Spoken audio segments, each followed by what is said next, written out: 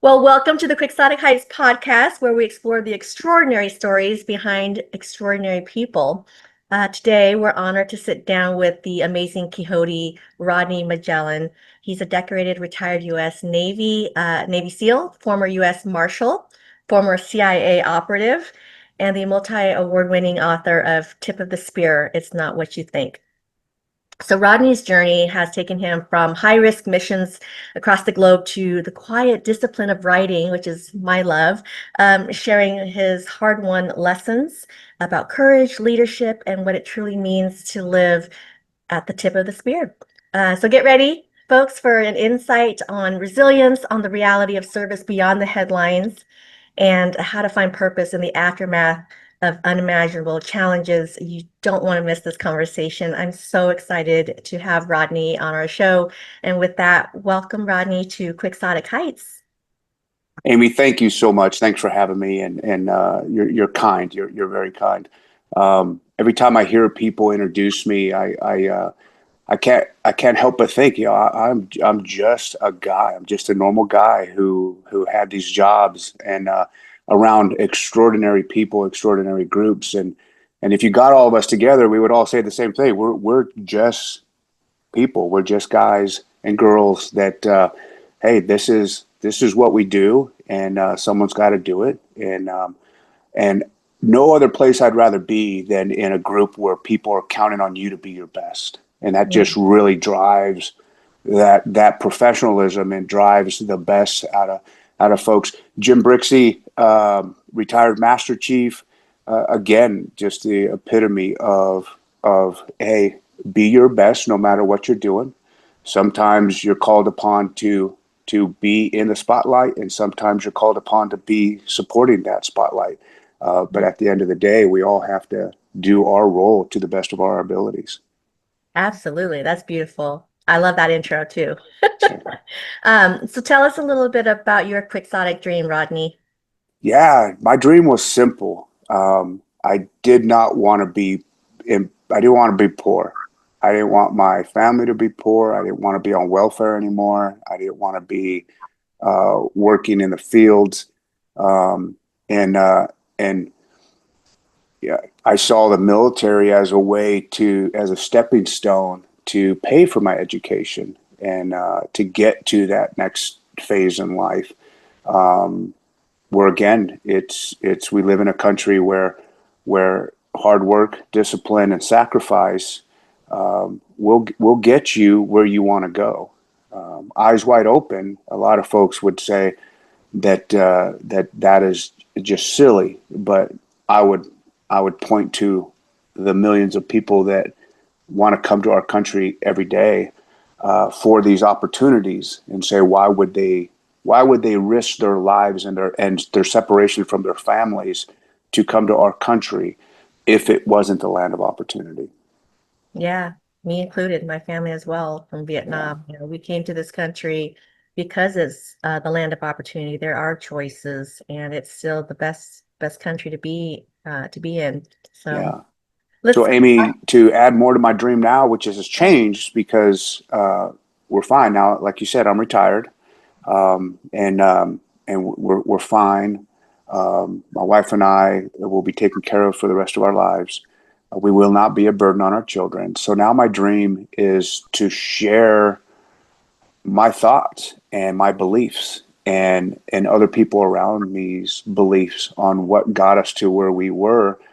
That some people sit back and think in awe and think we're cut from a different cloth, but the reality is we're not. We all came. A lot of us came from humble beginnings, but we just would not take no for an answer, and we're going to get after it. And so my dream now is to push that message to today's young adults, to today's teenagers, to the youth, and help shape their futures and let them know that they do live in one of the best countries, if not the best countries in the world, and it's going to take their very best to keep it that way.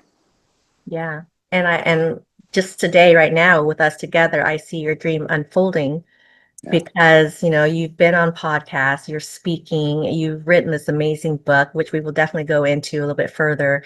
But before we get there, I really want to take a step back and just talk a little bit about unearthing maybe your parts of your childhood or your formative years growing up. How did those years shape the person that you are today to become all those things, the Navy SEAL, the U.S. Marshal, etc., to being this amazing author and sharing your message with the world? Sure, absolutely. So, 7 kids in our family. I was one of the younger ones. 6 boys and 1 girl, and the girl is my twin sister, Mm, Melissa. mm, My brother Jerry is the oldest, and Michael, and then Erasmo, then Randy, and then me and Melissa came, and then Stevie's is the younger one. Um, so we had we would go to church on Sunday. We'd take up a whole pew, when there's 9 of us, and my dad was charged with finding crews to work the fields in the migrant council or something up in Washington State. And it doesn't take long to just look to the left and right of you and realize he's got his own crew and his own family. And so if he's got to be there, why not take us as well? So mm, we would work in the fields. At that time, I don't think we really needed to. We were not on welfare at that time, but we were working in the fields. And then every winter we would leave Washington State and we would go down to Texas. And my dad and my older brothers were working the cotton, but we would still get uprooted. When my parents split up, I think I was around 10 or 11 at that time. Um, my mother, she came from Mexico. Her family came across from Mexico, and that's another story that's just, in my opinion, I think it's amazing because a lot of folks think that the people coming across from the border, especially from Mexico, that they don't have means, that they're escaping poverty over there. As I understand it, my grandfather was one of 4 heirs to mm, 160,000 acres of land and a bunch of gold. My my great grandmother passed away, giving birth to her 4th child in Mexico, and then my great grandfather 2 weeks later passed away. So mm, an uncle on my grandfather's great grandfather's side said, "I will raise the kids," and this is all documented in Mexican documents and whatnot. They called them the orfanitos, right? mm, Well, so the uncle takes possession of the wealth, doesn't let the 4 orfanitos know what they're actually entitled to. And as my grandfather gets older and starts his family, he starts getting threatened by his cousins mm, because of the little 30 acres that they gave my grandfather to go and hack out a living. Um, they wanted it, and what it really was, in my opinion, was that these cousins didn't want them to find out that they were really the true heirs to all this wealth. So yeah. my grandfather packs up his family and they come across the border and they work in the fields as migrant workers, not knowing that they were actually heirs to a lot of wealth, a lot of wealth. So we found this out when President Fox was the president because he reached out to my family and says, "Hey, you guys have a lot of land over here. By this Mm, time, my grandfather's passed away, and my aunts and uncles and my mother, they're older. They're already grandparents, and they knew about the 30 acres, and they're like, yeah, it's not worth fighting for." And President Fox, his administration is like, "Listen, no, you guys don't understand. You guys have a lot of land over here." Um, and so this was out in around 2000 when this happened.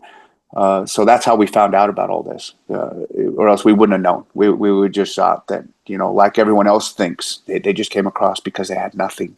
No, it wasn't that at all. It was they were forced across because of violence. They were escaping the threat of violence, yeah. and obviously my aunts and uncles became citizens. My mother became a resident alien. She never became a citizen, but she became a resident alien, and then the offsprings of my mother and my father, my 3 older brothers, became Marines. I went into the Navy. Of course, three older brothers weren't happy about that because they were Marines. But when they found out I was a corpsman, hospital corpsman, which are the ones that provide medical services to the Marines, they kind of eased up a little bit. It's like, okay, well, we'll let you sit at the table with us. My sister went on to get her master's degree and became a teacher. She's still a teacher today. And my younger brother, Steve, he's got a business writing grants to help get funding for small departments to help with the youth gang, drug prevention, and all this other stuff. Very successful. So just an example. I'm not saying that we should open up our borders. Not saying that at all. We are a country of law, and Lord knows that I follow the law, and whatever the law says, that's what we should do. But I'm just saying this for the folks out there that think that that there's no better, that the people coming across just want to take advantage.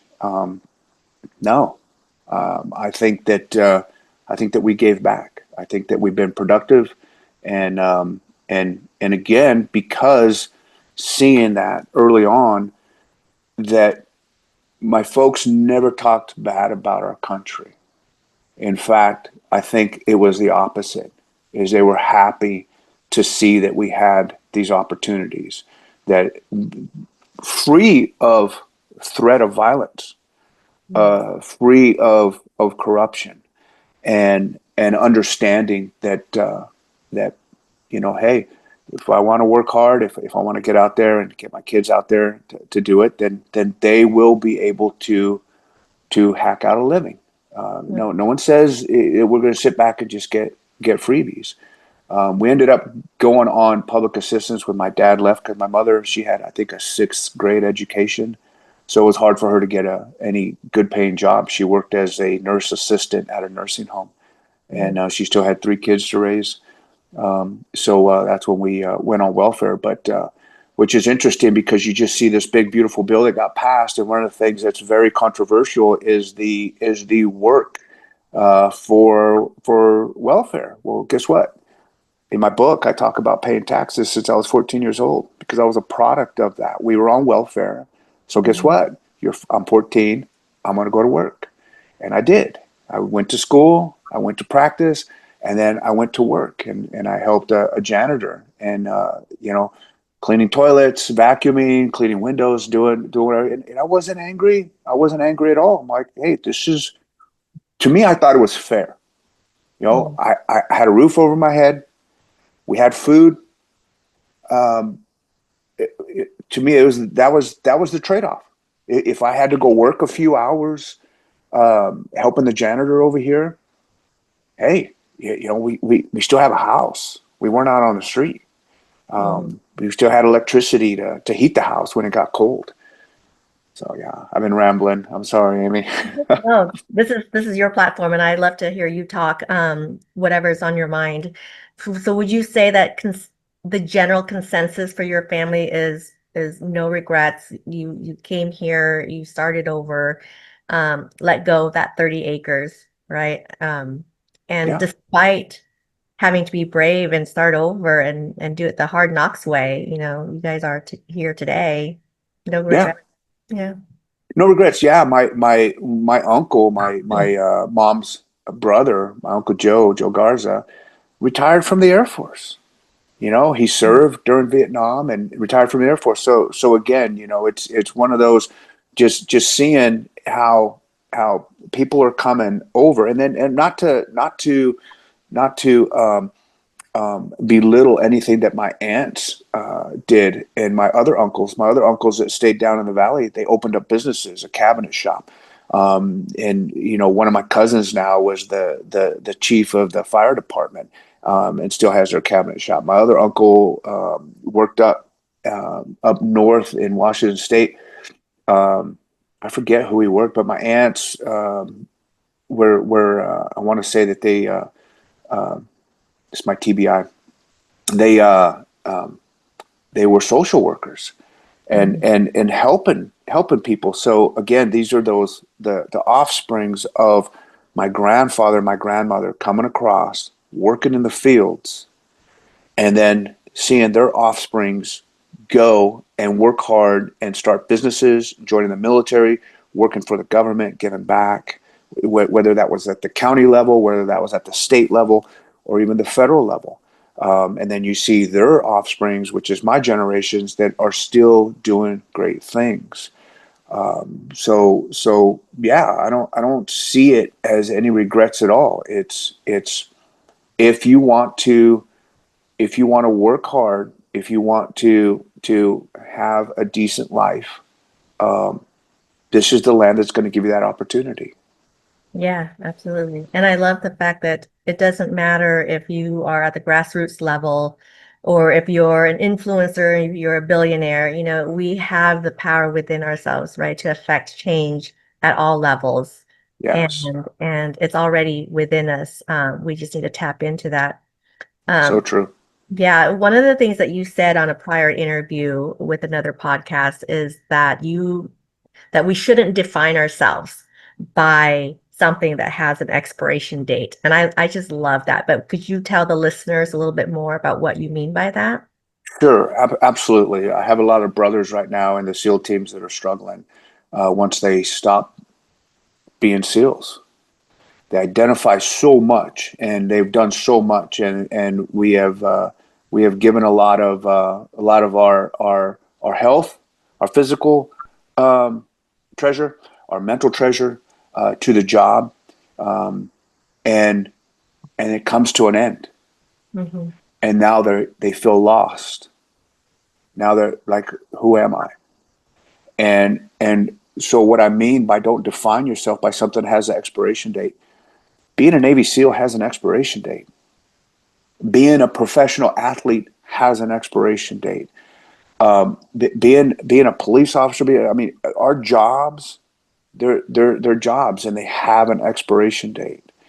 I'm more than a SEAL. I'm more than a CIA operative. I was more than a deputy U.S. Marshal. I was more than doing that executive protection. I'm a dad. I'm a husband. I'm a friend. I'm a brother. I'm a cousin. A lot of those things that, and I know people would say, well, marriage has an expiration date. Well, what do you want to put into it? It doesn't have to have an expiration date. But being a brother, you're always going to be a brother. You're always going to be a cousin. Being a friend, again, that takes effort, but Hmm. it's going to have a longer lifespan than being a Navy SEAL. And so that's what I mean by that is don't define yourself by something that ultimately is going to come to an end, because it is. I'm not a SEAL anymore, and I we play a lot of golf, and we have some friends, and they find out I'm a SEAL, and that I used to be a SEAL, and that's all they want to talk about. And I look at them, it's like, look, I'm not that anymore. I'm Rodney. I'm this guy. Yeah, Yeah. That takes a lot of courage too, to kind of let go of some of that past so that we can move forward, right? Because as human beings, we're always evolving, and that evolution is growth.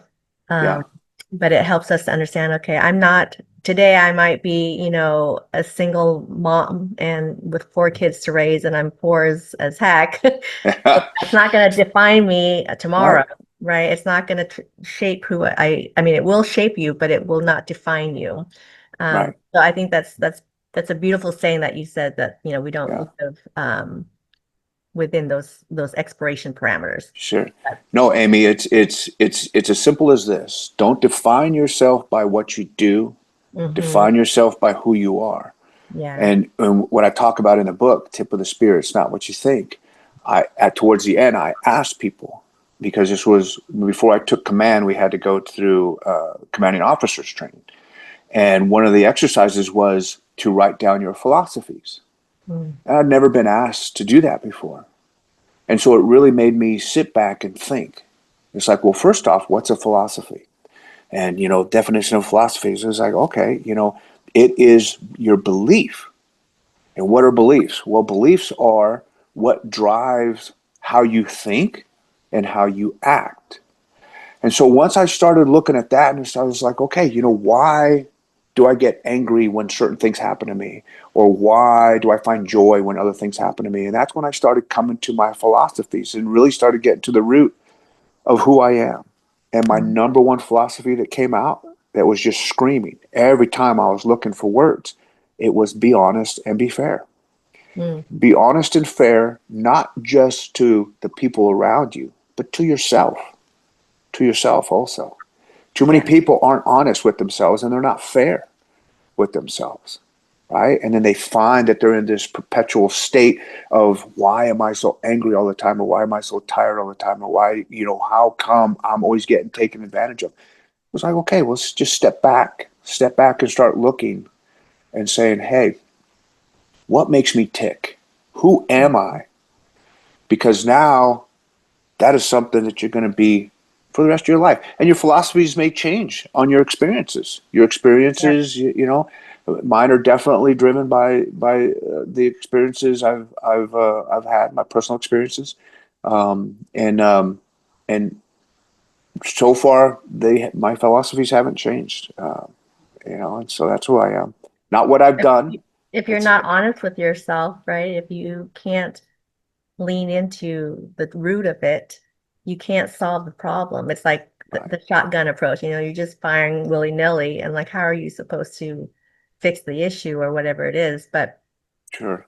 with your book, Tip of the Spear, I love the title, but it is one of those Thanks. things where it's a common title, like It is.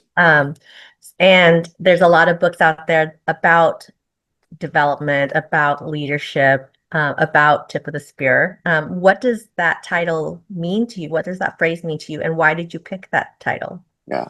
Amy, that's a great question. I've been asked a few times, um, did I come up with the title as I wrote the book? And I'm like, nope. I had the title before I even started writing, because the title's Tip of the Spear. It's not what you think, Mhm. and that it's not what you think means so much more. And silly me, I should have done more research. I didn't know there was like 1,000 books out there with Tip of the Spear, but Rookie mistake. rookie mistake, absolutely. Hey, look, I'm not an author. I am now award-winning author, but when I went at it, it's just some Joe who's trying to get out of depression because my world came to a stop as far as helping people, and this book was my way of helping people, and I'm not depressed anymore. I got a smile on my face, and things are great. Um, it's not what you think. Being the tip of the spear, anyone could get there. Hard work and sacrifice, and the analogies I use in the book, it makes it very clear, and what it takes just to make metal, how it's heated to I think what 16,000 degrees. Now it can be worked and pounded, right? Mhm. Pressure, heat. That's just to get a billet of metal that now can start being shaped into a spearhead just right. And it takes more heat, and it takes more pressure, and it takes more pounding. And Mhm. then once you have the spearhead that you want, now the grinding comes and the sharpening, which happens by something that's stronger than that metal, shaving away part of that metal to make it a cutting edge and making it to the tip. Mhm. So I go into depth of explaining that forging and how a spearhead is made to look at it. It's just like, look, that's just to get to the tip. You can do it. If you're willing to put up with this hard work and sacrifice, you can get to the tip. But then I go on and talk more about, but now what do you need to do to stay there? Because you think that the hard work and sacrifice is over? No. Just like the tip of a spear. When it gets used, it gets dull. It gets deformed. So how do you fix it to make it a usable tip again? And Mhm. that's again by something that's harder than it, more heat, more pounding, more grinding away, and not all the metal survives. Some of it gets taken away. To sharpen something, you have to take something away, little bits of it, right? Yeah. And Yeah. again, that's talking about our bodies, um, my family sacrificing the time that I'm not with them, birthdays missed, holidays missed, all these things that 90%, if not more, of the United States get to uh, appreciate and get to celebrate. I have a hard time celebrating my birthday because I never did. And I have a wonderful wife and two wonderful young adults.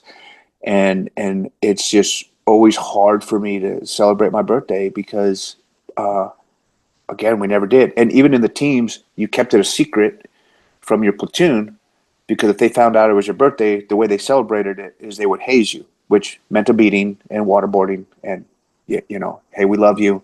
Yeah, it wasn't a bad beating, but it was still a beating. And so it was a little game we played.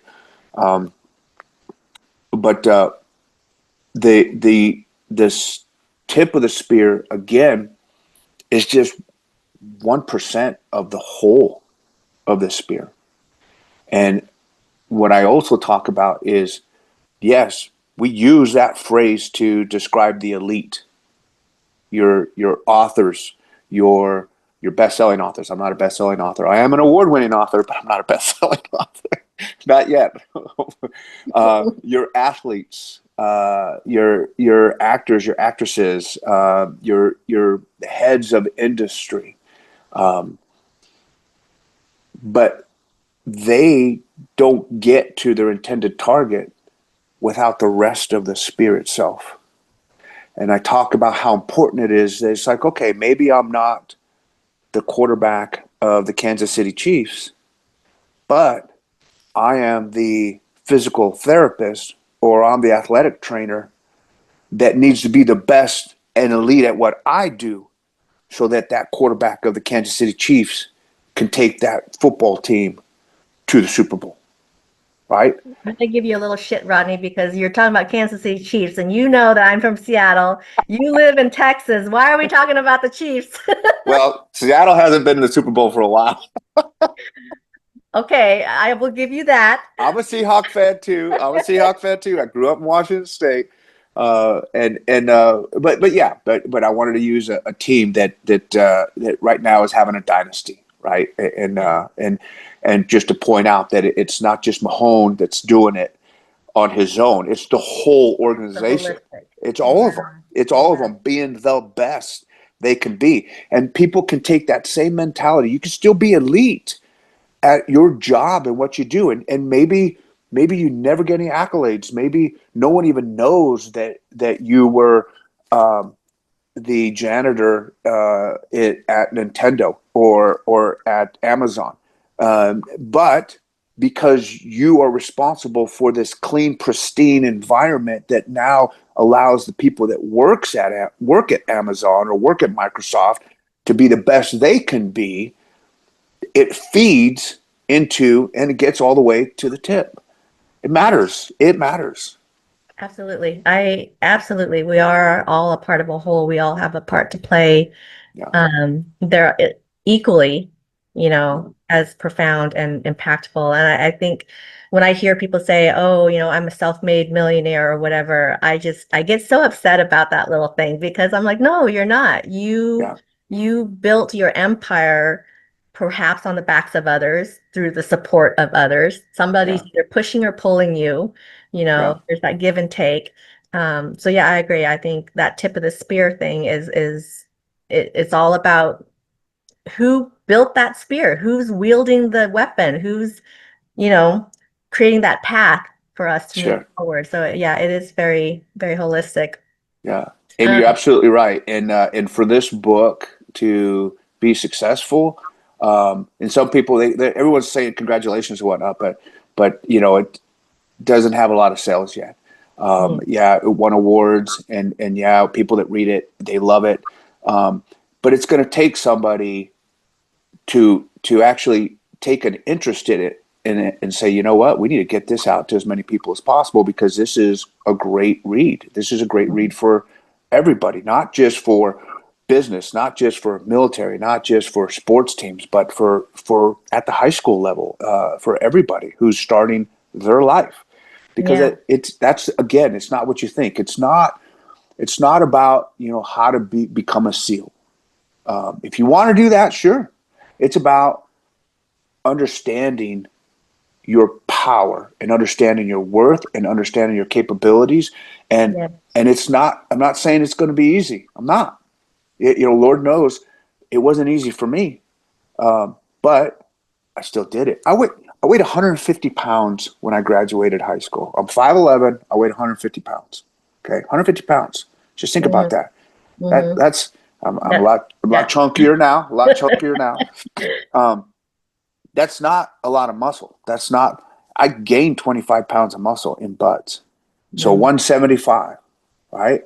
And with carrying all this gear and doing all this stuff, and it's like wow, how'd this scrawny kid make it through? And Mm-hmm. here's the other thing too. Everyone thinks that buds is the hardest part of being a SEAL. It's not. I've been colder than I ever was in buds out on a mission. I've been hungrier. I've been more tired.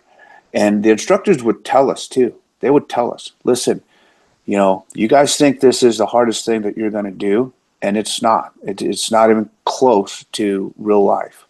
And I'm not saying that everything was just dismal and gray and suck. There were some good times too. Definitely some neat things that we got to do that people would just go, wow, that's pretty neat. Um, and I can't talk about, but it's pretty cool. Mm-hmm. But they were absolutely right. You don't believe them when you're going through it because it sucks. But then you start doing the job, which is another facet of it's not what you think in the book, Tip of the Spear. It's not what you think. You don't get here and then just sit back and coast. Mm-hmm. No, no, it gets harder. My body starts breaking down. I start getting older. I get married. I have kids. They're still expecting that 19-year-old kid to keep performing at the level that he was performing, actually getting better because now I'm seasoned, so I'm supposed to be better. But now I have all these other responsibilities that are Yeah. taking bandwidth.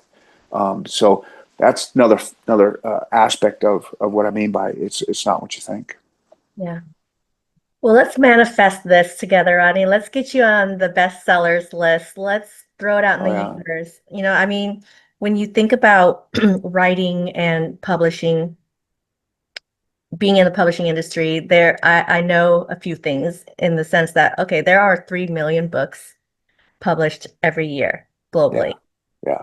Most of those books don't sell more than 250 copies in its lifetime. Well, Yes, it is a saturated market. It boils down to the marketing, the advertising, the promoting. But, where our readers and our fans and our family can really help to get the word out is to write those reviews, to yeah, buy the $2.99, ebook or whatever it is. If it's unlimited, Kindle Unlimited is free. But, right.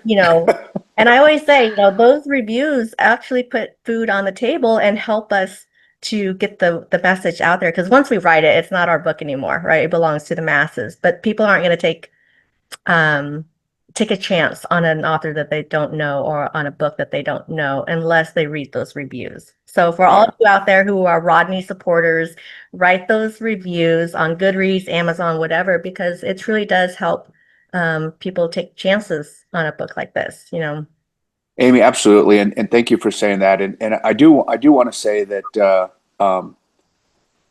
I started writing not to publish. I mentioned it a little bit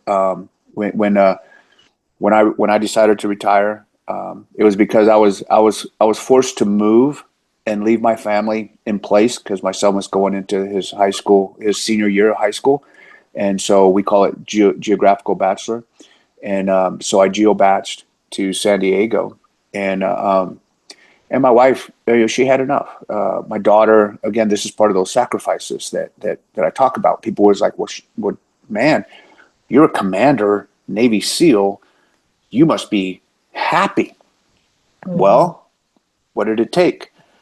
Before my daughter was 21 years old, she lived in 11 different places. Mhm. 11 different places. Now we have Mhm. a great relationship, right? And I thank them all the time. And they asked me one day, why are you thanking us for all the hard work that you did? And I tell them, I said, because you guys did not make me regret the decisions that we made.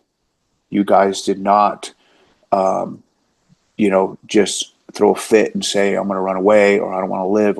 You guys understood that you need to do your part to support daddy, again, part of that spear, so that I could keep doing what I did. But when my wife finally had enough, and she said, "You can stay in the Navy as long as you want, but I'm not leaving here. I'm staying here." And you know, and I'm like, "Well, then you want me to retire?" She goes, "I'm not saying that. I get it. You want to keep tracking, you want to keep promoting." And again, why do I want to keep promoting? Because I want to provide the best I can for my family, and I want to get to. I was at those decision making points, and the higher you get, then you affect more people positively. But then I realized I've asked a lot of them, and I'm going to retire. I'm going to go ahead and retire. So now I'm retired, and my wife doesn't want me to work anymore. And I'm like, well, what do I do? So I did start getting a little depressed, and I realized I started reflecting. Why is this bugging me so much? Why is it bugging me? And again, I would love to teach. I would love to go and teach. And I was offered some jobs to go and teach, but my wife was like, we're not leaving here. I want to be close to my parents to help them. They're getting older. Um, and, uh, and I realized, well, why did I keep getting drawn to these jobs to teach, to pass on the shooting skills, the fighting skills, the driving skills, just the low pro stuff, the low profile, different things, how to survive. And it came back to the same answer every single time. I'm at a place in my life right now where helping people makes a big difference. Yeah. I started seeing that Rodney downrange can only do so much. And yeah, I'd be happy being downrange. But when I was a commanding officer, and when we have 300 people that we're able to send downrange, for me to think that I'm more important as an individual in a war zone compared to 300 people in a war zone doing what they're doing, then I'm being a prima donna. It's like, you know what? Yeah. No. And that's when my eyes really started opening. It's like, okay, how do I affect positively as many people as I can to get them prepared to go and do what we're asking them to do and have them come home to their families? And Absolutely. so that's what prompted me to start writing. And I did. I just started writing. And that's why I said I had the title already. And as I shared that book with friends, I shared it with my civilian friends first that are school teachers. And then I have a cousin, Sandra Sims, who is a retired school teacher as well after 30 years. And I shared it with them, and they said you need to get this published. And so then I had enough courage to send it to some of my SEAL buddies, because those are going to be your hardest critics, right? Your most hey, what are you doing, Navy SEAL, writing a book? What the heck? And I'm like, no, I get it. And I actually sat on it for a while. But then when I started getting feedback from my peers saying this is actually helpful and this is good, again, it's another level of it's not what you think. It's not a story of there I was knee deep in hand grenade pins down to my last round and knife in my mouth and I'm running down the street fighting for my life. No, it's not. I share some stories to drive certain points home to tell people, to help guide people to find their worth, to understand their roles, and to be the best people they can be. Because it matters. And I don't need everyone to be a SEAL. We don't need everyone to be a SEAL. We're a small group for a reason. But we do need everyone to be the best they can be, the best of them every day, no matter what they do. Yeah. I think I can totally see you being a speaker at a school, on the military bases, what have you, and having that platform. And I think this is just the beginning for your journey. Your book will find the people it needs to find, and there'll be a community around you to help push you in those directions. Um, so keep going, Rodney. Don't give up. I know you said, oh, well, I mean, your book hasn't been out that long, right? No, And for me, it has. I know, because it's Yeah. been in your head and in your heart for years. I Well, get and being a tier one operator, being at SEAL Team 6, it's a lot happens in a day. yeah, yeah, So I know it's only been yeah. since November, but yeah, it seems like forever. Yeah, no, it's a totally different industry, for sure. And but once it does take off, and I believe it will, because it's a good book, and I love the cover. Once Thanks. it takes off, be prepared, because there'll be the new chapter in your life. But definitely start getting those. Reach out to those bookstores, reach out to book clubs, reach out to everybody, do multiple book launches, because that's one of the things that authors make the mistake of doing is they give so much love to their book once it's out, and then the next month they totally ignore their book baby. They don't Yeah, continually hustle hustle yeah, the book. So yeah. we'll hustle. Right. If Kelly um, Clarkson's listening, get her on her book club. Yeah. yeah, yeah, yeah. So I want to talk a little bit about just the writing process itself for you, because you went from this military background, and you did also, I think, corporate and private, detail work and like all this other stuff. But then you pivot to a very lonesome alone project, right? You're writing. How long did it take you to write it? What was your daily process like? Are you a morning, Sure. yeah. Yeah. No, I wasn't alone. I actually hired a ghostwriter because that's what was recommended. But I had no idea how a ghostwriter relationship is an author relationship is supposed to work. Hmm. So I started working with her, and she said, "Okay, start writing and send me your chapters as you finish." So I started writing on my little iPad. I thumbed it out, and I would send her a chapter, and then she would make recommendations. And I'm like, okay. Sometimes I would agree. Sometimes I say, well, no, because this is what I'm trying to say, and then just hacked it out. And it was done in probably 2 months. Mm. And I found out that, and it was funny because she even said it. She goes, "Listen, I was supposed to write it, not you. You told me to start writing, so I started writing." And Yeah. so she ended up being more of a writing coach, which she did a great job. I think she did a great job because she asked me a lot of questions that it probably wouldn't have sparked some of the things that I put in the book. Hmm. So she was fantastic. Um, and then once we had that manuscript, um, and like I said, I mean it when it's in your head, and I talk to myself a lot. That's why people say I should go on alone, and I'm like, that wouldn't be fair because I'm never alone. I always have all these voices in my. I sound crazy. A I true don't have a writer. lot of voices, but I do. I have conversations with. Oh yeah. Yeah. So that's all I did. I just had a conversation with myself, and as I would answer my questions that I would ask myself, I just wrote it down. I just wrote it down, and then went back and would read the sentences again and say, okay, that doesn't sound right. I need to fix this, or this isn't the point I'm really trying to get across. Hmm. So I just kept doing that. And it flowed. It really flowed. It came out quickly. I think it came out quickly. That's Um, amazing. but then it's okay. Now I have a manuscript. Yeah. Well, now I need to get clearance from the CIA, and I need to get clearance from the Pentagon. And I started with Naval Special Warfare, and I reached out to their public affairs officer, and they're like, "Hey, here's the office at the Pentagon that you need to send it to." I'm like, "Okay, thank you." So I sent it to the Pentagon, and I sent it to the agency, and I wait for the reviews. The agency was really quick. They came back and say, "Hey, you can't say this. You can say this. You need to change happy to glad, and this, all this other stuff, and then anything that is like place specific, you need to darken out. And Mm. if you're going to use any pictures or whatnot, you need to darken out the other faces." And so I'm like, okay. The Pentagon took a little bit longer because they just don't have as many people working in their shop, or they just have a lot more people writing books for the military. And they came back, same thing. Change happy to glad.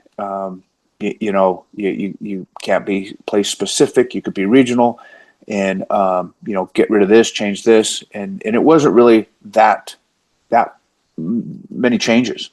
Mm. So That's why there's no captions under the photos. And I've been getting a lot of heat for that. It's like, how come there's no captions under the pictures? And it's like, well, because then I'd have to send it back to the Pentagon and back to the CIA for their approval. And they might Yeah. come back and say, no, you can't say this or you can't say that. And Yeah. it's too specific. So there is no pictures or captions under the pictures.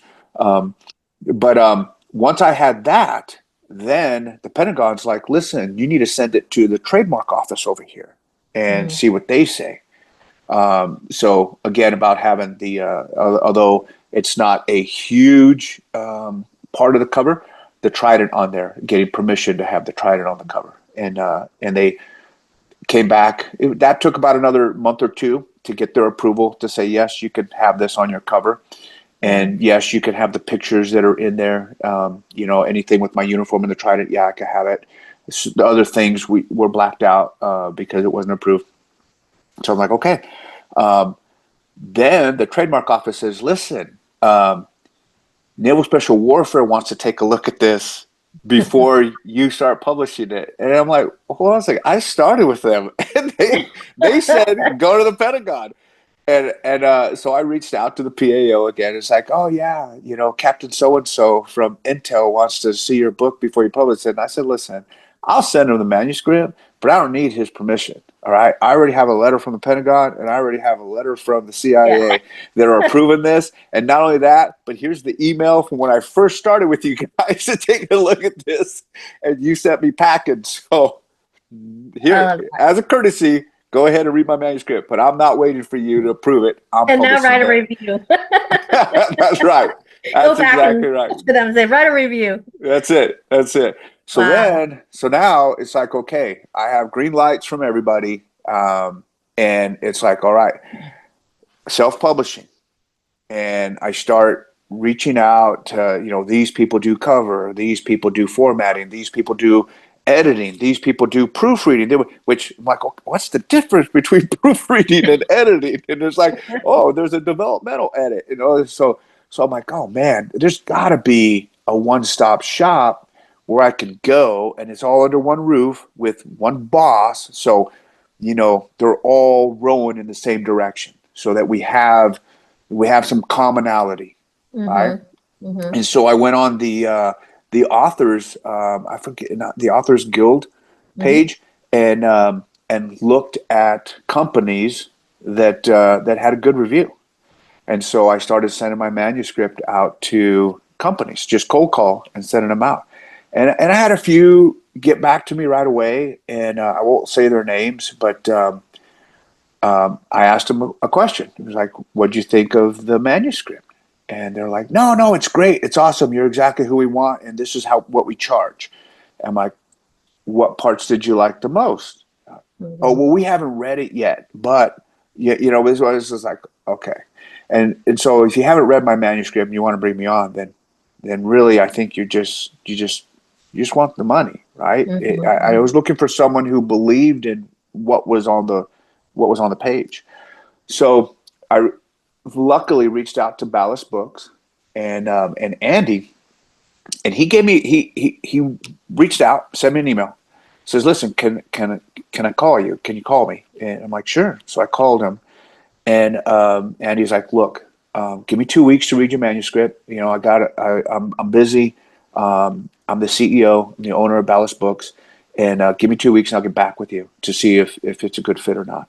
Mm-hmm. And so, sure enough, 2 weeks later, Andy calls me back, and he goes, "Look, this is exactly what we're looking for. This is right up our alley. I have some suggestions, however." And then they write up a proposal and whatnot, and then that's when we start going through the developmental edit, which we took out probably close to 100 pages.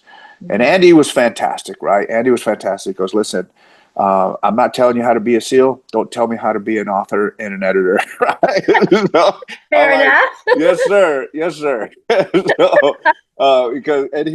he would put it he'd frame it in a way that I could understand it very easy. He goes, "I get it, man. This is your baby. This is your baby, and no one wants to cut pieces off of their baby. Okay, but it's going to make it flow better. All right, it is. So there's about 100 pages that we took out of the original manuscript, Yeah. and then we made we moved some stuff around for flow, And again, it was a lot of back and forth.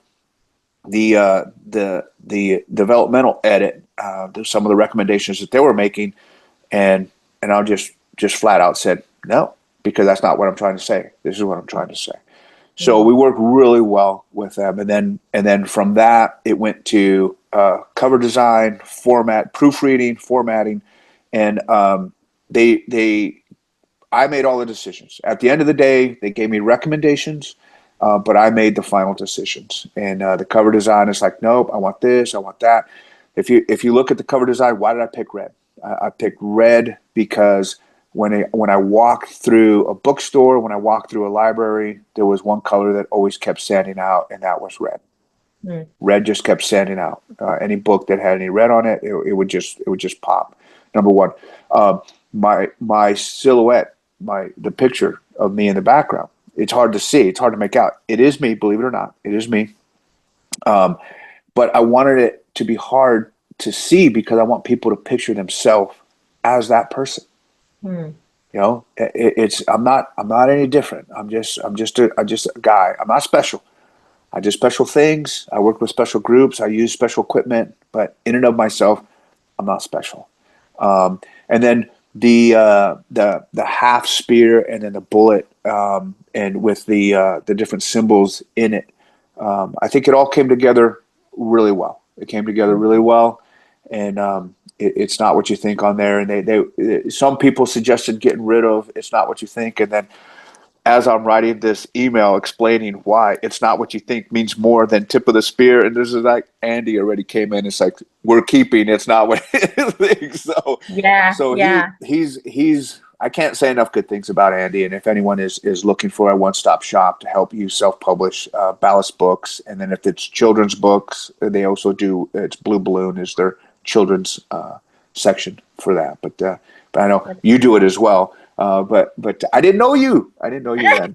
It's okay. No, it makes me happy to know that there are good hybrid publishing companies out there who Yeah, truly care about the author and the creative process, who adhere to the publishing standards, who want it to be the best it can be. It's yeah, not about, the vanity presses who just take your money and run and then they right. deliver crap.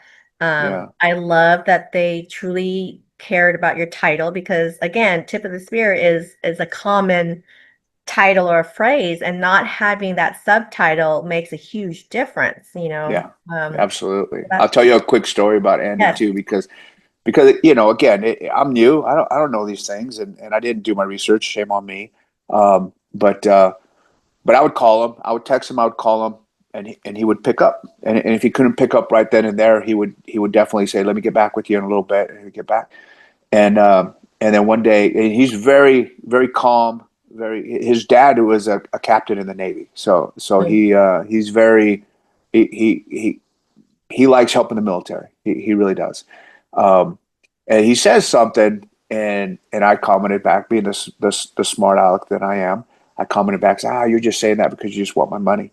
And he goes, listen, I'm working with 150 authors right now, and you're the only one I pick up the phone for. And I'm like, oh, I'm sorry, Andy. I'm sorry. I didn't mean to make you mad, but now I know what gets you goat. So, I love it.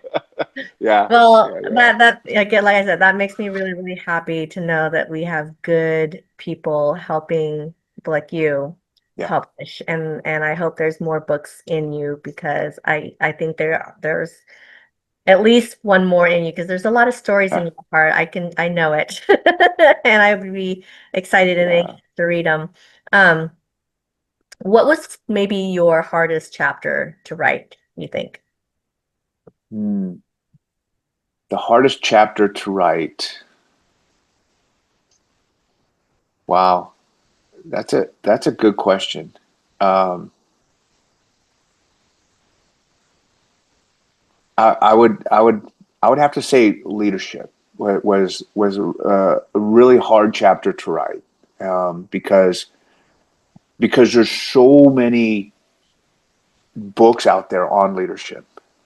There's so many um, different theories, different approaches, and so when I was writing leadership, I wanted to make it 110% clear that being a servant leader, in my opinion, is the way to be.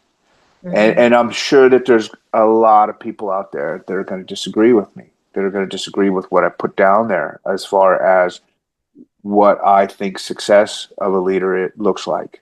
And it is, does my team want to do it with me again? Yeah. Right? I know Mhm. some people say, well, no, it's all about metrics and this and that. And, did you meet your goals? Did you do this? And it's like, okay, I get it. I get it. But how many times can you keep doing that? How many spears do you have to break before you are out of spears? Mhm. Yeah. Yeah. You I know? agree with you on servant leadership too. I, used to work for a corporate company that my boss was, her method was ruling by fear, and that Mm, really got nowhere except for Burnout City. And I quit, and then until yeah. I found the right boss that was like, I'm in the trenches with you, Yeah. do this together, because together, we can uplift and move the needle Yeah. a bit further. Being a leader is again going back to that, defining yourself. All right. If Mhm. if your approach, again, just my opinion, if your approach is such that I don't care what it takes, I don't care who I break, I'm going to get to here, you're going to have an expiration date. Mhm. You're going to have an expiration date, right? Because eventually you're going to find yourself with no one who wants to follow. So how can you call yourself a leader when no one wants to follow you anymore, right?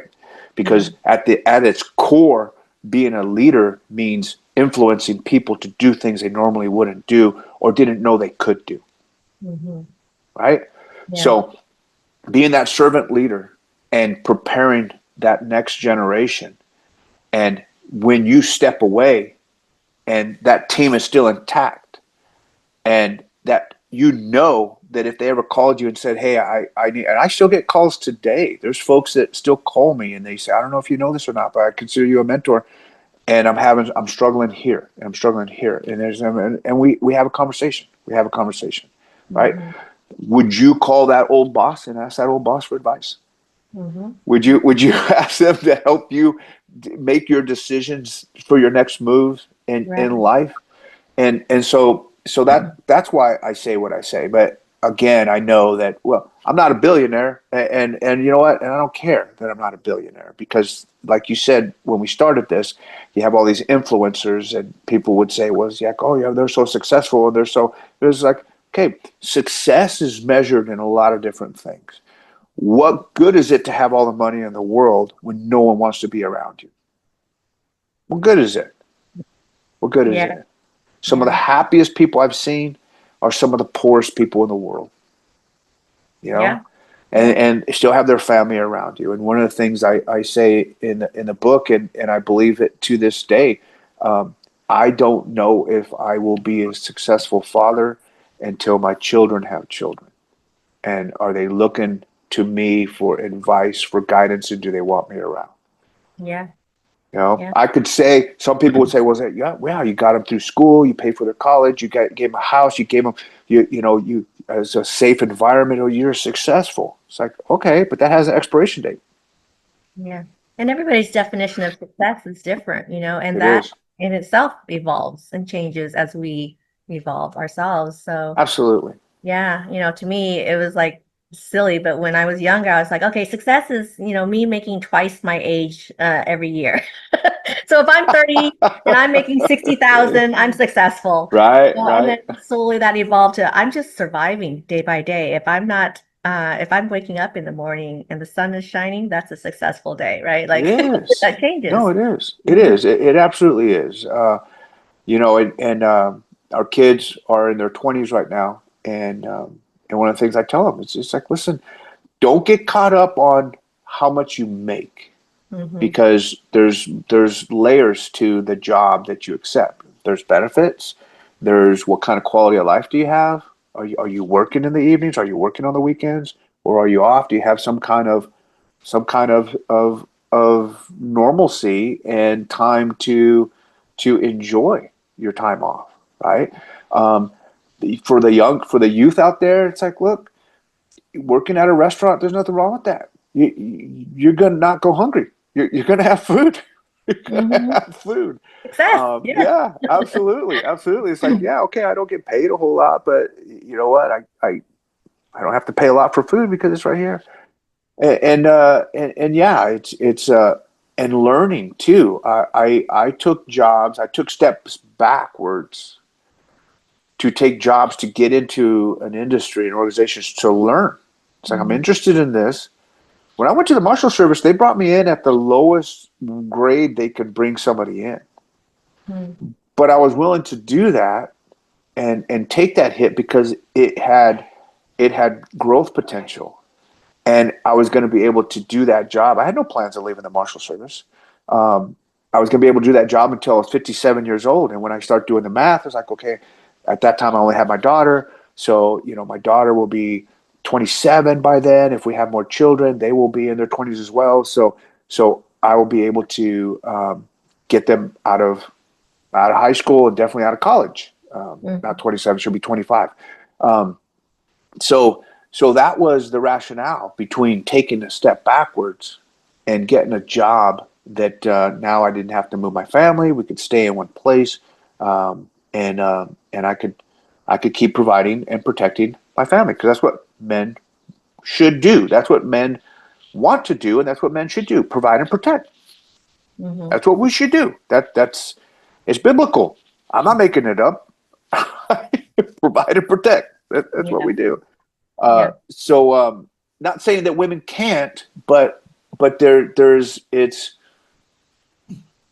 how do we get that youth, the men and the women, to both see their worth, Mm. right? How do we get them to say, okay, you know what, you can provide and protect too. I'm not saying that my wife isn't able to do that; she can do it too. I'm not saying that she's a helpless damsel in distress. No, not at all, not at all. Just saying, if you're asking me what drives me, it's not pleasing myself. It's working for others. And that's another one of my philosophies: find motivation outside yourself.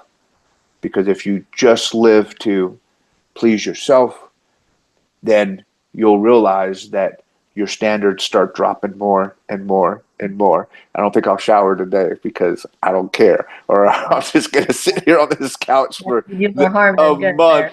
there. Yeah, absolutely. I'm just going to keep eating pizza and drinking Coke and Yeah. not doing anything because all I have to do is please myself. I don't want to do it. Hmm. You don't do it. Hmm. And before you know it, life passes you by. Your health is horrible, and the opportunities that you had to build a very fruitful and enjoyable life, it's harder now. Not saying you can't do it at age 50, but it's harder now. Hmm. A Yeah. lot harder. So have your children and your wife read your book? So my son and my daughter have. My wife has. My son keeps starting it over. He plays in a band right now. He plays guitar, and he's getting going. They love it. It's interesting because I never really talked a lot about the jobs. And when my wife and I first met, she didn't know what a SEAL was, and we really didn't talk about SEALs and Hmm. and what we did. All she knew I was in the Navy, and so yeah, they love it. They enjoy it. My daughter looks at me a little differently and is like, "Wow, you're just goofy dad, and didn't know you had this in you."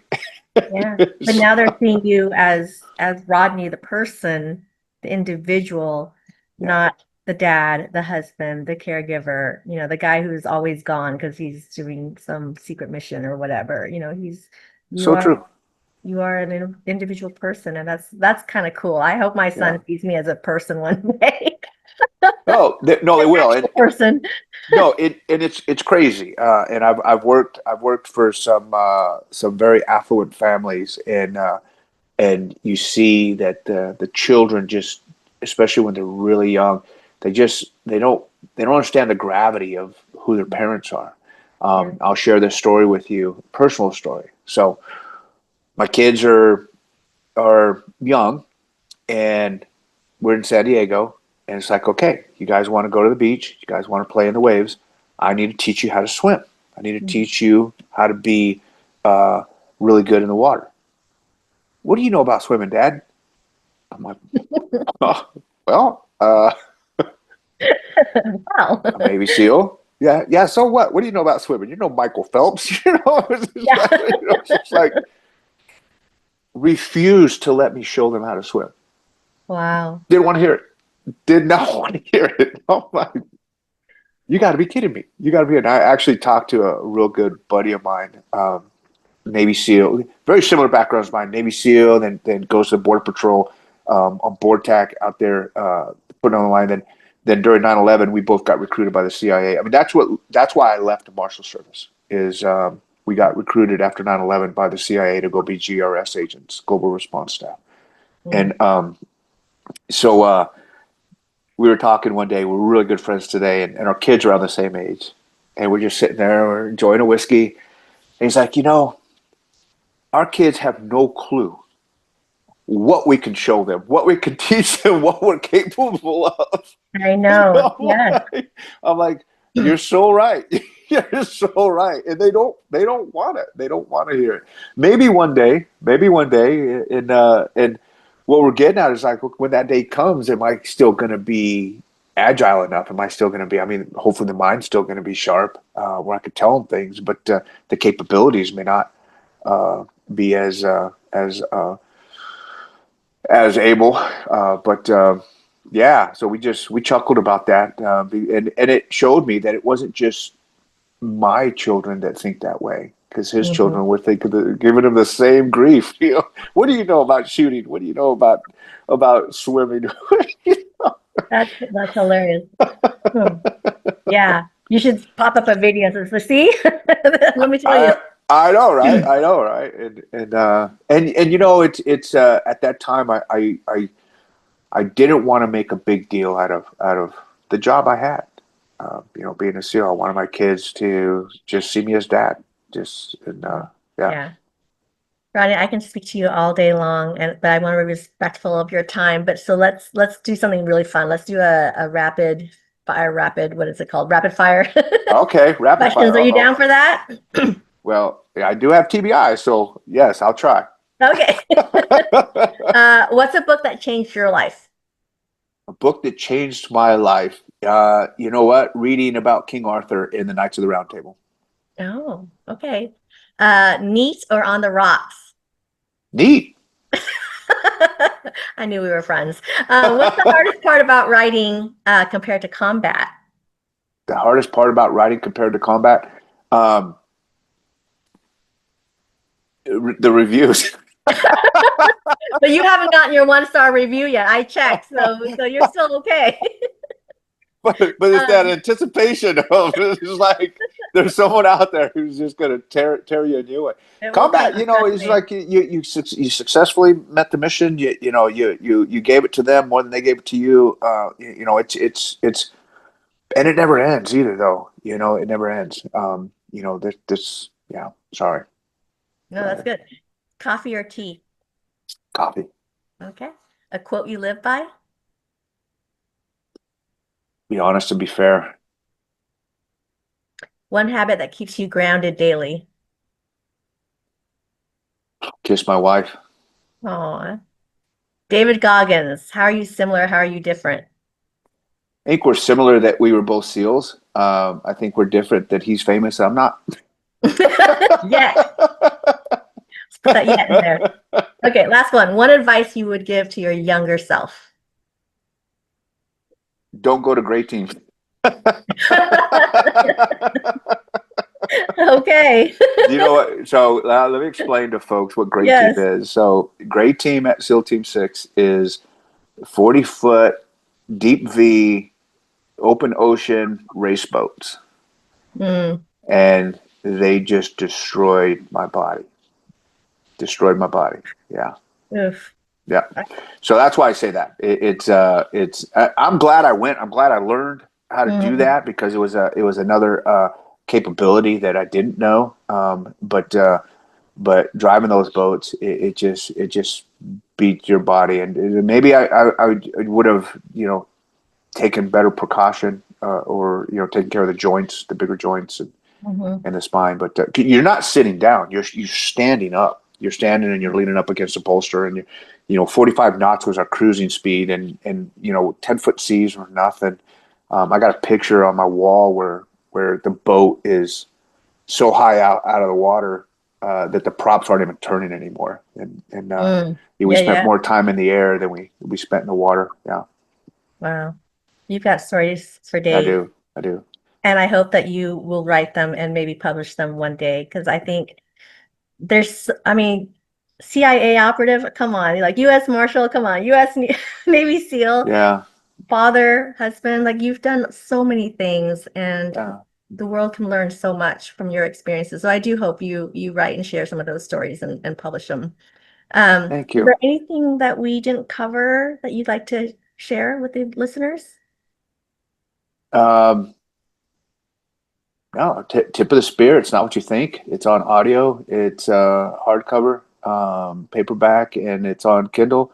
And yeah, like you said, the reviews matter. I can't get my own family to write reviews, and So you it's write the review for them and then you send them the link. but I Copy think and that's paste. I feel like that's cheating, and there's I've been some people reached out and it's like, hey, you can pay for this service and they'll write reviews, and they'll read your book. I mean, they're reading it, but they're professional reviewers, and I'm like, I feel like that's cheating. I want the book to stand on its own 2 feet, but like you said, no, it needs a lot of people pushing it in the right direction so that it starts getting some traction, and people actually start seeing it for what it is. It's not a one-time read. I've a lot of folks have reached out to me and said, hey, I'm reading it for the third time, and it's exactly what I needed right now because I'm going through some hardships at work, and I read this one section. They'll highlight it. They'll send a picture to me. It's like, and this made me realize that the problem's not with my boss. The problem's with me. Thank you, Mm, and just stuff like that, right? yeah. It really is. I wrote it for everyone. My publisher kept saying, "Who's your demographic?" I'm like, I wrote it for everyone. I really, really did, and I wrote it in a way where you could go back to it. You can go back to it, not it's not the Bible, okay? Not saying that, not at It'll all. never be the Bible, No, no, I but know, I know, best selling book ever. But there's a lot of good references in there, yeah, that people can really relate to. And Andy Simmons from Ballast, he says it the best. The way you wrote it, it's digestible. People can really consume it and digest it. Yeah, yeah, more than once. It's like their favorite. And that's right. I have it on Audible. Uh-huh. So I look forward to listening it. Are you the one that narrated or did you have someone else narrate it? I am the one that narrated it. Even better. Yeah. Okay, then I really Now, look forward to it. the only downside to Audible is that the forward is not, I did not narrate the forward, so it's not on Audible, which the forward was written by a real good friend of mine, and he wanted to remain anonymous, but you'll get a lot of chuckles out of that too. Okay, I can't wait. Where can we find you, Rodney? So I have a website called tipofthespiritbook.com. Right. Um, the book is on Amazon. It's at Barnes and Noble or Goodread, anywhere online, Walmart, Target. Um, and yeah, I have a Instagram, Tip of the Spear book. Another funny story. So I set up my Instagram because everyone's telling me, you need to have an Instagram. You need to get known. People need to know you. Yep. Like, okay. So I start my Instagram, Rodney Magallan on Instagram, retired Navy SEAL commander, CIA operative, deputy U.S. Marshal, executive protection, corporate protection. 5 days, I get suspended. I get it. I get an email. You You're need to too good to be set. true. Yeah, you need to set up an account that's real. I'm like, this is real, and they would not let me. They would not let me appeal it. It's like, if you want to Wow. appeal, press this button. I press the button, and it's like, okay, we're going to send you a code. They never would send me a code. So I try for like a good week to appeal it. No one to call, no one online to call it. Everybody's like, this is me. I'm not lying. This is absolutely me. And so after a week of trying, I look at my wife and I'm like, I'm going to take my 5 followers and leave. I don't care. I don't need Instagram. I'll show them. I'll show them. They don't know.